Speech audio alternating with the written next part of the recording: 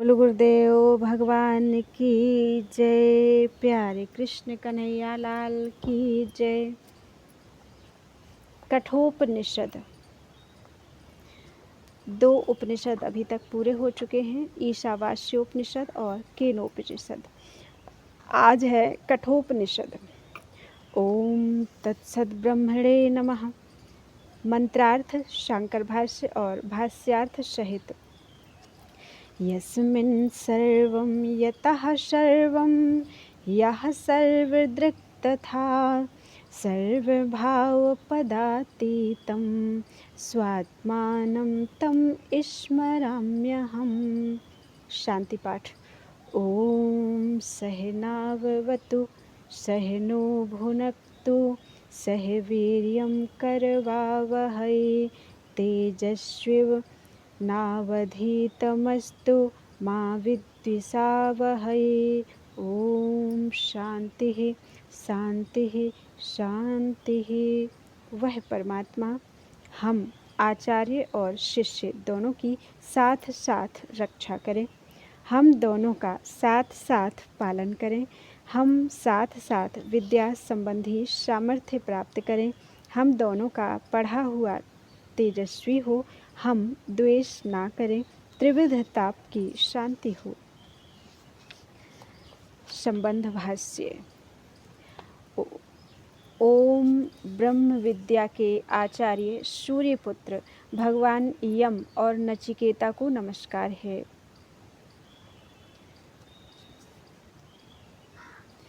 अब कठोपनिषद की वल्लियों को सुगमता से समझाने के लिए यह संक्षिप्त वृत्ति आरंभ की जाती है।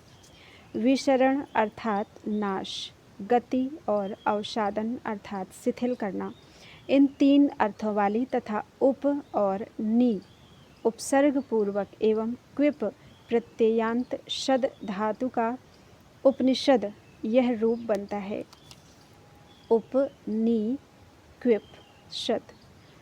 उपनिषद शब्द से जिस ग्रंथ की हम व्याख्या करना चाहते हैं उसके प्रतिपाद्य और वेद्य ब्रह्म विषयक विद्या का प्रतिपादन किया जाता है। किस अर्थ का योग होने के कारण उपनिषद शब्द से विद्या का कथन होता है सो बतलाते हैं।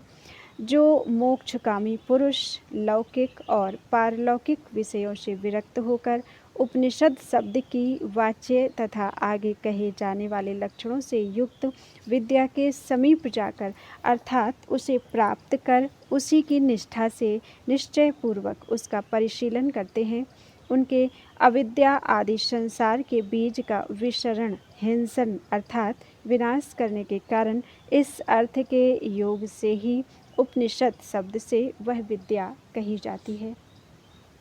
ऐसा ही आगे श्रुति कहेगी भी कि उसे साक्षात जानकर पुरुष मृत्यु के मुख से छूट जाता है, अथवा पूर्वोक्त विशेषणों से युक्त मुमुक्षुओं को ब्रह्म विद्या परब्रह्म के पास पहुंचा देती है। इस प्रकार ब्रह्म के पास पहुंचने वाली होने के कारण इस अर्थ के योग से भी ब्रह्म विद्या उपनिषद है। ऐसा ही ब्रह्म को प्राप्त हुआ पुरुष विरज अर्थात शुद्ध और विमृत्यु अर्थात अमर हो गया। इस वाक्य से श्रुति आगे कहेगी भी, जो अग्नि भूः भुवः आदि लोकों से पूर्व सिद्ध ब्रह्मा से उत्पन्न और ज्ञाता है, उससे संबंध रखने वाली विद्या जो कि दूसरे वर से मांगी गई है और स्वर्गलोक रूप फल की प्राप्ति के कारण रूप से लोकांतरों में पुनः पुनः प्राप्त होने वाले गर्भवास, जन्म और वृद्धावस्था आदि उपद्रव समूह का अवसादन अर्थात शैथिल्य करने वाली है। अतः वह अग्नि विद्या भी शद धातु के अर्थ के योग से उपनिषद कही जाती है। स्वर्गलोक को प्राप्त होने वाले पुरुष अमृत प्राप्त करते हैं, ऐसा आगे कहेंगे भी। शंका। किंतु अध्ययन करने वाले तो उपनिषद शब्द से ग्रंथ का भी उल्लेख करते हैं, जैसे हम उपनिषद पढ़ते हैं अथवा पढ़ाते हैं इत्यादि। समाधान। ऐसा कहना भी दोषयुक्त नहीं है।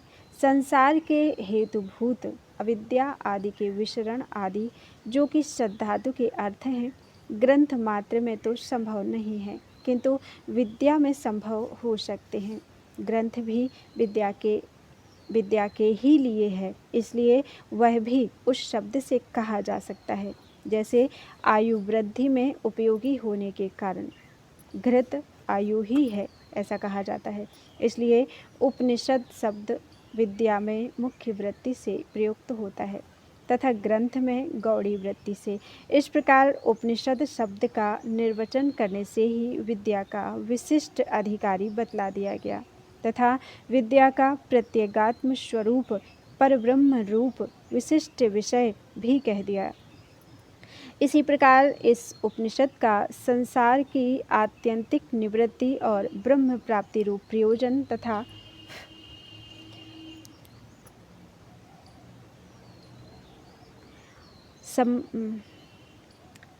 इस प्रकार के प्रयोजन से इसका साध्य साधन रूप संबंध भी बतला दिया।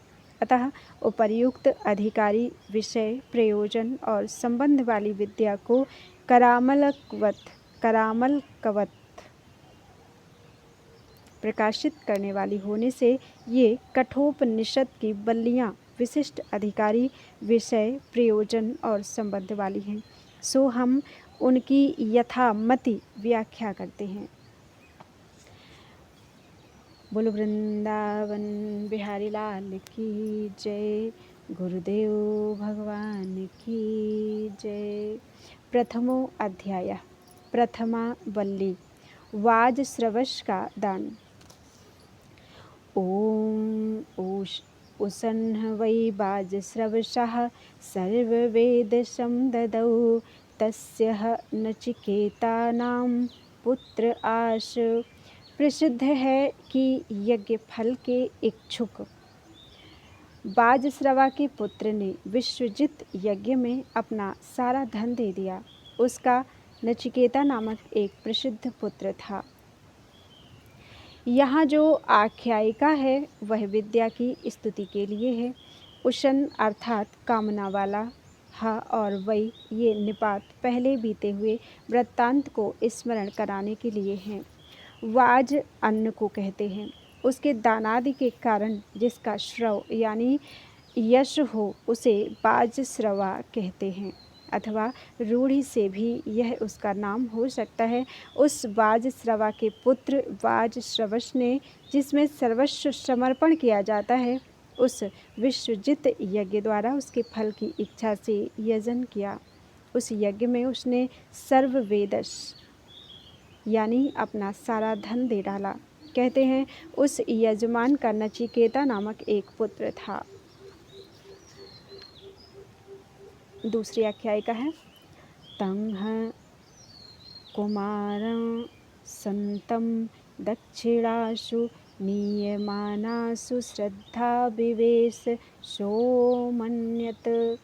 जिस समय दक्षिणा स्वरूप गौएं ले जाई जा रही थी, उसमें यद्यपि अभी वह कुमार ही था, श्रद्धा अर्थात आस्तिक्य बुद्धि का आवेश हुआ। वह सोचने लगा, जो कुमार अर्थात प्रथम अवस्था में ही स्थित है और जिसे पुत्रोत्पादन की शक्ति प्राप्त नहीं हुई, उस बालक नचिकेता में श्रद्धा का अर्थात पिता की हित कामना से प्रयुक्त आस्तिक्य बुद्धि का आवेश प्रवेश हुआ। किस समय प्रवेश हुआ, इस पर कहते हैं जिस समय ऋत्विक और सदस्यों के लिए दक्षिणाएं लाई जा रही थीं, अर्थात दक्षिणा के लिए विभाग करके गौएं लाई जा रही थीं, उस समय नचिकेता ने श्रद्धाविष्ट होकर विचार किया। किस प्रकार विचार किया सो बतलाते हैं। नचिकेता की शंका। तीसरा श्लोक। पीतोदका जग्ध तृणा दुग्ध दोहा निरिंद्रियाः अनंदा नाम ते लोकाः तांस गच्छति ताददत्। जो जल पी चुकी हैं, जिनका घास खाना समाप्त हो चुका है, जिनका दूध भी दुह लिया गया है और जिनमें प्रजनन शक्ति का भी अभाव हो गया है, उन गौओं का दान करने से वह दाता जो आनंद अर्थात आनंद शून्य लोक है उन्हीं को जाता है। दक्षिणा के लिए लाई हुई गऊओं का विशेषण बतलाते हैं। जिन्होंने जल पी लिया है वे पीतोदका कहलाती हैं। जो तृण अर्थात घास खा चुकी हैं अर्थात जिनमें और घास खाने की शक्ति नहीं रही है वे जगध तृणा हैं। जिनका क्षीर नामक दोह दोहा जा चुका है वे दुग्ध दोहा हैं। तथा निरिंद्रिया जो संतान उत्पन्न करने में असमर्था अर्थात बूढ़ी और निष्फल गौएं हैं, उन इस प्रकार की गौओं को दक्षिणा बुद्धि से देने वाला यजमान जो आनंद अर्थात सुखहीन लोक है उन्हीं को जाता है। पिता पुत्र संवाद। सहोवाच पितरं तत् कस्मै मां दास्यसीति द्वितीयं तृतीयं तं होवाच मृत्यवे त्वा ददामीति। तब वह अपने पिता से बोला, हे तात, आप मुझे किसको देंगे? इसी प्रकार उसने दोबारा तिबारा भी कहा। तब पिता ने उससे मैं तुझे मृत्यु को दूंगा ऐसा कहा। तब इस प्रकार यज्ञ की पूर्णता न होने के कारण पिता को प्राप्त होने वाला अनिष्ट फल मुझ जैसे सत्पुत्र को आत्म बलिदान करके भी निवृत्त करना चाहिए, ऐसा मानकर वह पिता के समीप जाकर बोला, हे तात, आप मुझे किस ऋत्विक विशेष को दक्षिणा में देंगे? इस प्रकार कहने पर पिता द्वारा बारंबार उपेक्षा किए जाने पर भी उसने दूसरी बार तीसरी बार भी यही बात कही कि मुझे किसको देंगे, मुझे किसको देंगे। तब पिता यह सोचकर कि यह बालकों के से स्वभाव वाला नहीं है, क्रोधित हो गया और उस पुत्र से बोला, मैं तुझे सूर्य के पुत्र मृत्यु को देता हूँ। पिता द्वारा इस प्रकार कहे जाने पर वह पुत्र एकांत में अनुताप करने लगा। किस प्रकार सो बतलाते हैं। 5वां श्लोक। बहुनामेमि प्रथमो बहुनामेमि मध्यमः किंस्विद्यमस्य कर्तव्यं यन्मयाद्य करिष्यति। मैं बहुत से शिष्य या पुत्रों में तो प्रथम मुख्य वृत्ति से चलता हूँ और बहुतों में मध्यम अर्थात मध्यम वृत्ति से जाता हूँ। यम का ऐसा क्या कार्य है जिसे पिता आज मेरे द्वारा सिद्ध करेंगे। मैं बहुत से शिष्य अथवा पुत्रों में तो प्रथम अर्थात आगे रहकर मुख्य शिष्यादि वृत्ति से चलता हूँ तथा बहुत से मध्यम शिष्यादि में मध्यम रहकर मध्यम वृत्ति से बरतता हूँ। अधम वृत्ति से मैं कभी नहीं रहता। उस ऐसे विशिष्ट गुण संपन्न पुत्र को भी पिता ने मैं तुझे मृत्यु को देता हूँ ऐसा कहा, परंतु यम का ऐसा कौन सा कर्तव्य प्रयोजन है इन्हें पूर्ण करना है जिसे ये इस प्रकार दिए हुए मेरे द्वारा सिद्ध करेंगे। अवश्य किसी प्रयोजन की अपेक्षा ना करके ही पिता ने क्रोधवश ऐसा कहा है, तथापि पिता का वचन मिथ्या ना हो ऐसा विचार कर उसने अपने पिता से, जो यह सोचकर कि मैंने क्या कह डाला है शोकातुर हो रहे थे, खेदपूर्वक कहा। अनुपस्य यथा पूर्वे प्रतिपस्य तथा परे सस्यमिव मर्त्यः पच्यते सस्यमिवा जायते पुनः। 6वां श्लोक। जिस प्रकार पूर्व पुरुष व्यवहार करते थे उसका विचार कीजिए तथा जैसे वर्तमान कालीन अन्य लोग प्रवृत्त होते हैं उसे भी देखिए। मनुष्य खेती की तरह पकता है, वृद्ध होकर मर जाता है और खेती की भांति फिर उत्पन्न हो जाता है।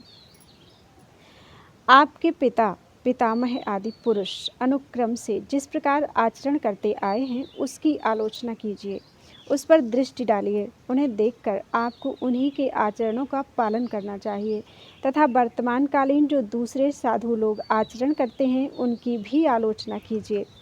उनमें से किसी का आचरण अपने कथन को मिथ्या करना नहीं था और न इस समय ही किसी का है। इसके विपरीत असत पुरुषों का आचरण मिथ्या करना ही है, किंतु अपने आचरण को मृषा करके कोई अजर अमर नहीं हो सकता, क्योंकि मनुष्य खेती की तरह पकता अर्थात जीर्ण होकर मर जाता है तथा मरकर खेती के समान पुनः उत्पन्न आविर्भूत हो जाता है। इस प्रकार इस अनित्य जीवलोक में असत्य आचरण से लाभ ही क्या है। अतः अपने सत्य का पालन कीजिए अर्थात मुझे यमराज के पास भेजिए। यमलोक में नचिकेता पुत्र के इस प्रकार कहने पर पिता ने अपनी सत्यता की रक्षा के लिए उसे यमराज के पास भेज दिया। वह यमराज के घर पहुंचकर 3 रात्रि टिका रहा, क्योंकि यम उस समय बाहर गए हुए थे। प्रवास से लौटने पर यमराज से उनकी भार्या अथवा मंत्रियों ने समझाते हुए कहा, वैश्वानरः प्रविश्यत् अतिथिर्ब्राह्मणो गृहान् तस्यैता शांतिं कुर्वन्ति हरवैवस्वतोदकम्। ब्राह्मण अतिथि होकर अग्नि ही घरों में प्रवेश करता है। साधु पुरुष उस अतिथि की यह अर्थात अर्घ्यपाद्य दान रूपा शांति किया करते हैं। अतः हे वैवस्वत, इस ब्राह्मण अतिथि की शांति के लिए जल ले जाइए। ब्राह्मण अतिथि के रूप में साक्षात वैश्वानर अग्नि ही दग्ध करता हुआ सा घरों में प्रवेश करता है। उस अग्नि के दाह को मानो शांत करते हुए ही साधु गृहस्थ जन यह पाद्यादि दान रूप शांति किया करते हैं। अतः हे वैवस्वत, नचिकेता को पाद्य देने के लिए जल ले जाइए, क्योंकि ऐसा ना करने में प्रत्यवाय सुना जाता है। आशा प्रतीक्षे संगतम सूनृतां च इष्टापूर्ते पुत्र पशुश्च सर्वान् एतद् ब्रङ्क्ते पुरुषस्याल्पमेधसो यस्यानश्नन् वसति ब्राह्मणो गृहे। जिसके घर में ब्राह्मण अतिथि बिना भोजन किए रहता है, उस मंदबुद्धि पुरुष की ज्ञात और अज्ञात वस्तुओं की प्राप्ति की इच्छाएं, उनके संयोग से प्राप्त होने वाले फल, प्रिय वाणी से होने वाले फल, यागादि इष्ट एवं उद्यानादि पूर्त कर्मों के फल तथा समस्त पुत्र और पशु आदि को वह नष्ट कर देता है। जिसके घर में ब्राह्मण बिना भोजन किए रहता है, उस मंदमति पुरुष के आशा प्रतीक्षा, आशा जिनका कोई ज्ञान नहीं है, उन प्राप्तव्य इष्ट पदार्थों की इच्छा तथा अपने प्राप्तव्य ज्ञात पदार्थों की प्रतीक्षा एवं संगत उनके संयोग से प्राप्त होने वाले फल, शून्यता, प्रियवाणी और उससे होने वाले फल, इष्टापूर्त, इष्ट यागादि से प्राप्त होने वाले फल और पूर्त, बाग बगीचों के लगाने से होने वाले फल तथा पुत्र और पशु, इन उपर्युक्त सभी को नष्ट कर देता है। अतः तात्पर्य यह है कि अतिथि सभी अवस्थाओं में अनुपेक्षणीय है। मंत्रियों द्वारा इस प्रकार कहे जाने पर यमराज ने नचिकेता के पास जाकर उनकी पूजा करने के अनंतर कहा, यमराज का वर प्रदान। त्रिस्रो रात्रि दवासीर्गृहे में अनश्नन् ब्रह्मन् तिथिर्नमस्यः नमस्ते तु ब्रह्मन् स्वस्ति मे अस्तु तस्मात् प्रतित्रीन् वरान् वृणीष्व। हे ब्रह्मन, तुम्हें नमस्कार हो, मेरा कल्याण हो। तुम नमस्कार योग्य अतिथि होकर भी मेरे घर में 3 रात्रि तक बिना भोजन किए रहे। अतः एक एक रात्रि के लिए एक एक करके मुझसे 3 वर मांग लो। हे ब्रह्मन, क्योंकि अतिथि और नमस्कार योग्य होकर भी तुम 3 रात्रि तक बिना कुछ भोजन किए मेरे घर में रहे हो, अतः तुम्हें नमस्कार है। हे ब्रह्मन, मेरे घर में बिना भोजन किए आपके निवास करने के निमित्त से हुए दोष से, उससे प्राप्त हुए अनिष्ट फल की शांति द्वारा मेरा मंगल शुभ हो। यद्यपि तुम्हारी कृपा से ही मेरा सब प्रकार कल्याण हो जाएगा, तथापि अपनी अधिक प्रसन्नता के लिए तुम बिना भोजन किए बिताई हुई एक एक रात्रि के प्रति मुझसे 3 बार अपने अभीष्ट पदार्थ विशेष मांग लो। नचिकेता ने कहा, यदि आप वर देना चाहते हैं तो प्रथम वर पितृ परितोष। शांत संकल्पः सुमना यथा स्याद्वीत मन्यु। फिर से पढ़ देते हैं। शांत संकल्पः सुमना यथा स्याद्वीत मन्युर्गौतमो माभिमृत्यो त्वत्प्रसृष्टं माभिवदेत् प्रतीत एतत् त्रयाणां प्रथमं वरं वृणे। हे मृत्यु, जिससे मेरे पिता वाजश्रवस मेरे प्रति शांत संकल्प, प्रसन्न चित्त और क्रोध रहित हो जाएं तथा आपके भेजने पर मुझे पहचान कर बातचीत करें, यह मैं आपके दिए हुए 3 वरों में से पहला वर मांगता हूँ। जिस प्रकार मेरे पिता गौतम मेरे प्रति शांत संकल्प, जिनका ऐसा संकल्प शांत हो गया है कि ना जाने मेरा पुत्र यमराज के पास जाकर क्या करेगा, सुमनाह प्रसन्न चित्त और वीतमन्यु क्रोध रहित हो जाएं। और हे मृत्यु, आपके भेजे हुए घर की ओर जाने के लिए छोड़े हुए मुझसे विश्वस्त लब्ध स्मृति होकर, अर्थात ऐसा स्मरण करके कि यह मेरा वही पुत्र मेरे पास लौट आया है, संभाषण करें। यह अपने पिता की प्रसन्नता रूप प्रयोजन ही मैं अपने 3 वरों में से पहला वर मांगता हूँ। मृत्यु ने कहा, यथा पुरस्ताद् भविता प्रतीत औदाल किरारुणिर्मत प्रसृष्टः सुखं रात्रे शयितावीत मन्युः स्त्वा ददृशिवान् मृत्युमुखात् प्रमुक्तम्। मुझसे प्रेरित होकर अरुण पुत्र उद्दालक तुझे पूर्ववत पहचान लेगा और शेष रात्रियों में सुखपूर्वक सोवेगा, क्योंकि तुझे मृत्यु के मुख से छूट कर आया हुआ देखेगा। तेरे पिता की बुद्धि जिस प्रकार पहले तेरे प्रति स्नेह युक्ता थी, उसी प्रकार वह औद्दालकी अब भी प्रीति युक्त होकर तेरे प्रति विश्वस्त हो जाएगा। यहाँ उद्दालक को ही औद्दालकी कहा है तथा अरुण का पुत्र होने से वह आरुणी है, अथवा यह भी हो सकता है कि वह द्वयामुस्यायण, अर्थात द्वयामुस्यायण का अर्थ है जो एक ही पुत्र 2 पिताओं द्वारा संकेत करके अपना उत्तराधिकारी निश्चित किया जाता है, वह द्वयामुस्यायण कहलाता है। वह अकेला ही दोनों पिताओं की संपत्ति का स्वामी और उन्हें पिंडदान करने का अधिकारी होता है। जैसे पुत्र रूप से स्वीकार किया हुआ पुत्री का पुत्र अथवा अन्य दत्तक पुत्र आदि। अतः अकेले वाज्रश्रवस को ही औद्दालकी और आरुणी कहने से यह संभव है कि वह उद्दालक और अरुण 2 पिताओं का उत्तराधिकारी हो।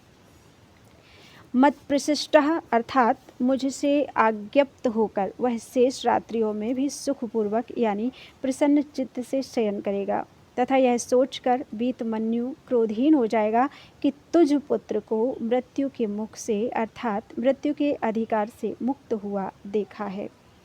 नचिकेता बोला, स्वर्ग स्वरूप प्रदर्शन।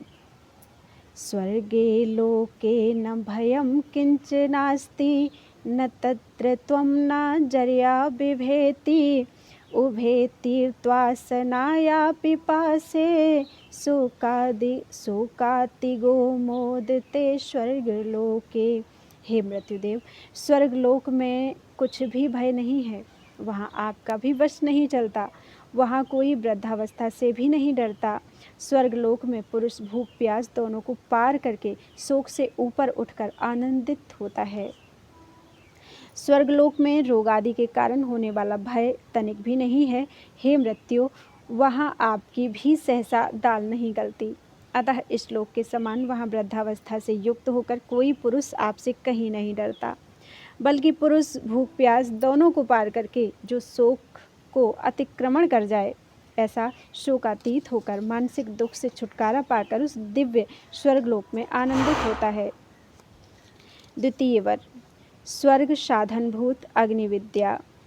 सत्वमग्निर्स्वर्गमध्ये मृत्यो प्रब्रूहि त्वं श्रद्धानाय मह्यं स्वर्गलोका अमृतत्वं भजन्त एतद्वितीयेन व्रणे वरेण। हे मृत्यु, आप स्वर्ग के साधनभूत अग्नि को जानते हैं, सो मुझ श्रद्धालु के प्रति उसका वर्णन कीजिए, जिसके द्वारा स्वर्ग को प्राप्त हुए पुरुष अमृतत्व प्राप्त करते हैं। दूसरे वर्ष से मैं यही मांगता हूँ। हे मृत्यु, क्योंकि आप ऐसे गुण वाले स्वर्गलोक की प्राप्ति के साधनभूत अग्नि को स्मरण रखते यानी जानते हैं, अतः मुझ स्वर्गार्थी श्रद्धालु के प्रति उसका वर्णन कीजिए, जिस अग्नि का चयन करने से स्वर्ग प्राप्त पुरुष अर्थात स्वर्ग ही जिनका लोक है, ऐसे यजमान गण अमृतत्व अमरता अर्थात देव भाव को प्राप्त हो जाते हैं। इस अग्नि विज्ञान को मैं दूसरे वर द्वारा मांगता हूँ। यह मृत्यु की प्रतिज्ञा है। प्रते ब्रवीमि तदु मे निबोध स्वर्गम अग्निम नचिकेतः प्रजानन् अनन्तलोकाप्तिमथो प्रतिष्ठां विद्धि त्वमेतं निहितं गुहायां। हे नचिकेता, उस स्वर्गप्रद अग्नि को अच्छी तरह जानने वाला मैं तेरे प्रति उसका उपदेश करता हूँ। तू उसे मुझसे अच्छी तरह समझ ले। इसे तू अनंत लोक को प्राप्ति कराने वाला, उसका आधार और बुद्धि रूपी गुहा में स्थित जान। हे नचिकेता, जिसके लिए तुमने प्रार्थना की थी, उस स्वर्ग अर्थात स्वर्ग प्राप्ति में हेतावह अर्थात स्वर्ग के साधन रूप अग्नि को तू एकाग्रचित्त होकर मेरे वचन से अच्छी तरह समझ ले। उसे सम्यक प्रकार से जानने वाला, उसका विशेषज्ञ मैं तेरे प्रति उसका वर्णन करता हूँ। मैं कहता हूँ तू उसे समझ ले। ये वाक्य शिष्य के बुद्धि को समाहित करने के लिए हैं। अब उस अग्नि की स्तुति करते हैं जो अनंत लोकाप्ति अर्थात स्वर्ग लोक रूप फल की प्राप्ति का साधन तथा विराट रूप से जगत की प्रतिष्ठा अर्थात आश्रय है। मेरे द्वारा कहे हुए उस अग्नि को तू गुहा में अर्थात बुद्धिमान पुरुषों की बुद्धि में स्थित जान। यह श्रुति का वचन है। लोकादिमग्निं तमुवाच तस्मै य इष्टकायावतीर्वा यथा वा स चापि तत्प्रत्यवदद्यथो तथोक्त अथोक्त मथास्य मृत्युः पुनरेवाह तुष्टः। तब यमराज ने लोकों के आदि कारणभूत उस अग्नि का तथा उसके चयन करने में जैसी और जितनी ईंटें होती हैं एवं जिस प्रकार उसका चयन किया जाता है, उन सब का नचिकेता के प्रति वर्णन कर दिया। और उस नचिकेता ने भी जैसा उससे कहा गया था वह सब सुना दिया। इससे प्रसन्न होकर मृत्यु फिर बोला। नचिकेता ने जिसके लिए प्रार्थना की थी और जिसका प्रकरण चल रहा है, प्रथम शरीरी होने के कारण लोकों के आदिभूत उस अग्नि का यम ने नचिकेता के प्रति वर्णन कर दिया तथा स्वरूपतः जिस प्रकार की संख्या में जितनी ईंटों का चयन करना चाहिए एवं यथा यानी जिस तरह अग्नि का चयन किया जाता है, वह सब भी कह दिया। तथा उस नचिकेता ने भी जिस प्रकार उसे मृत्यु ने बताया था वह सब समझकर ज्यों का त्यों सुना दिया। तब उसके प्रत्युच्चारण से प्रसन्न होकर मृत्यु ने 3 वर के अतिरिक्त और भी वर देने की इच्छा से उससे फिर कहा। कैसे कहा सो बतलाते हैं। तमब्रवीत प्रियमाणो महात्मा वरम तवेहाद्य ददामि भूयः तवैव नाम्ना भवितायमग्निः श्रृंकां चेमामनेक रूपां ग्रहण। महात्मा यम ने प्रसन्न होकर उससे कहा, अब मैं तुझे एक वर और भी देता हूँ। यह अग्नि तेरे ही नाम से प्रसिद्ध होगा और तू इस अनेक रूप वाली माला को ग्रहण कर। अपने शिष्य की योग्यता को देखकर प्रसन्न हुए, प्रीति का अनुभव करते हुए महात्मा अक्षुद्र बुद्धि यम ने नचिकेता से कहा, अब मैं प्रसन्नता के कारण तुझे फिर भी यह चौथा वर और देता हूँ। मेरे द्वारा कहा हुआ यह अग्नि तुझ नचिकेता के ही नाम से प्रसिद्ध होगा तथा तू यह शब्द करने वाली रत्नमयी अनेक रूपा विचित्र वर्णा माला भी ग्रहण कर, स्वीकार कर अथवा श्रंका यानी कर्ममयी अनिंदिता गति ग्रहण कर।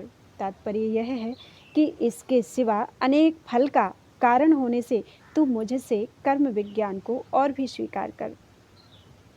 यमराज फिर भी कर्म की स्तुति ही करते हैं। नाचिकेत अग्निचयन का फल।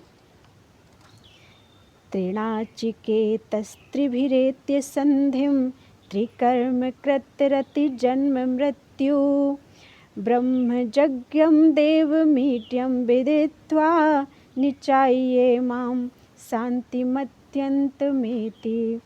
त्रिणाचिकेत अग्नि का 3 बार चयन करने वाला मनुष्य अर्थात माता, पिता और आचार्य, इन तीनों से संबंध को प्राप्त होकर जन्म और मृत्यु को पार कर जाता है तथा ब्रह्म से उत्पन्न हुए ज्ञानवान और स्तुति योग्य देव को जानकर और उसे अनुभव कर इस अत्यंत शांति को प्राप्त हो जाता है। जिसने 3 बार नाचिकेत अग्नि का चयन किया है उसे त्रिनाचिकेत कहते हैं अथवा उसका ज्ञान, अध्ययन और अनुष्ठान करने वाला ही त्रिनाचिकेत है। वह त्रिनाचिकेत माता, पिता और आचार्य, इन तीनों से संधि संधान यानी संबंध को प्राप्त होकर अर्थात यथाविधि माता आदि की शिक्षा को प्राप्त कर, क्योंकि दूसरी श्रुति से उनकी शिक्षा ही धर्म ज्ञान की प्रामाणिकता में हेतु मानी गई है। जैसा कि माता, पिता एवं आचार्य से शिक्षित पुरुष कहे इत्यादि श्रुति से जाना जाता है अथवा वेद, स्मृति और शिष्ट पुरुषों से या प्रत्यक्ष अनुमान और आगम से संबंध प्राप्त करके यज्ञ, अध्ययन और दान, इन 3 कर्मों को करने वाला पुरुष जन्म और मृत्यु को तर जाता है, उन्हें पार कर लेता है, क्योंकि उन वेदादि अथवा प्रत्यक्षादि प्रमाणों से स्पष्ट ही शुद्धि होती देखी है तथा ब्रह्मयज्ञ अर्थात ब्रह्मज, ब्रह्मा यानी हिरण्यगर्भ से उत्पन्न हुआ ब्रह्मज कहलाता है। इस प्रकार जो ब्रह्मज है और ज्ञा अर्थात ज्ञाता भी है उसे ब्रह्मयज्ञ कहते हैं। वह सर्वज्ञ है।